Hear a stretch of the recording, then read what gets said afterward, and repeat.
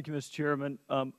I couldn't help but think when Secretary Geithner from the Treasury came that we had a glimpse of Wall Street, so I don't know whether the gentleman is counting that as a Goldman Sachs visit or not. Ms. Waits, you went through, and I tried to take notes, you went through an incident that happened with respect to the Children's Fund, and what strikes me as being tantamount to an involuntary contribution. Could you go back, just take 30 seconds and go back through that factual predicate for us one more time? What happened?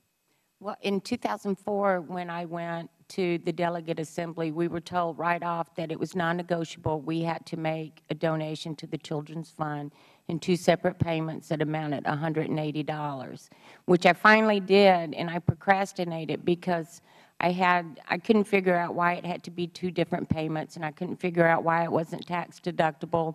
But the name is the Children's Fund. It's the Fund for Children in Public Education, so you assume it's for children in public education. Oh, who in the world could possibly be opposed to something called a Children's Yeah, Fund? if you ask a teacher to give money, a teacher may have $2 in her purse, and if you ask for that $2, that teacher is going to give a child the money.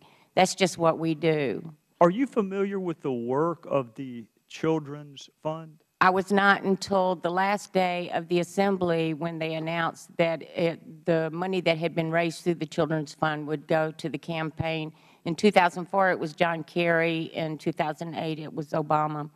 And that was the very last day. Now, I found out what the nature of the Children's Fund was in the women's bathroom on a break when 2 ladies from California told me.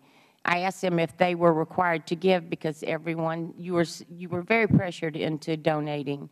And they said, no, it was a political fund, and that's how I originally found out about it, was from some other lady. We may have a clip, Mr. Chairman, of an ad run by the Children's Fund. Let's see if we have one here. What do we know about Tom Ganley?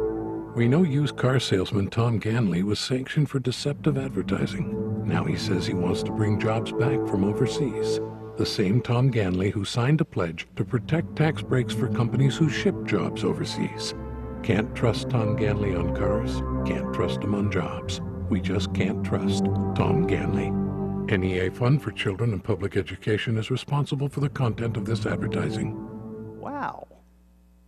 I didn't see a word about children or education. Yeah, if you're going to have a political fund, name it a political fund, especially when you're in an education field. People will give to children for any type of education purpose. I speculated, NEA gives teacher grants, and I originally thought, okay, maybe it'll go to teacher grants, and then I thought, well, maybe it'll go to underprivileged children or children in high poverty areas. And Children's Fund is a children's fund. It shouldn't be a political fund. And so that's you what they didn't hide know it under. was going to go for an attack ad in a, No, in sir. a partisan No, race. sir. Now, something in your original opening statement led me to believe that there was not only a component of involuntariness to it, but that there was perhaps some shenanigans with travel money. How did that happen? They took dues from BCEA members, and they included the amount of the donation in 2008 into our travel money.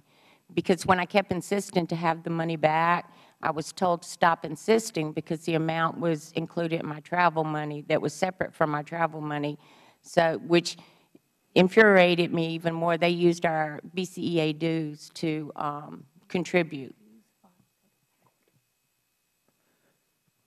Professor Dow Schmidt, excuse me. I was just a country prosecutor. I never got into FEC law. And is that legal, what she just described? I am a labor and employment law professor. So oh, but you have an idea, don't you? Well, I would give you my opinion that I find that disturbing too, frankly. She's a state I didn't employee. ask whether you found it disturbing. Well, I asked whether you found it legal or not. That I don't have an opinion on. I don't know. I don't know that law. As I understand, she did file a complaint that was denied. She is a state employee, so she's governed by state law. So I can't tell you what the state law is on her objecting. But I think she's got a legitimate complaint there that if they if they put forward that fund in that way, that she should expect it to go for, it should be clear whether it's for politics or not. I suppose they could make the argument that this guy was against children somehow, and so therefore this was the best way to use that money. But I think she's got a legitimate complaint, and I'd be interested to see, you know, why her complaint was dismissed. I'm afraid I'm out of time, Mr. Chairman. Yeah, the gentleman is correct.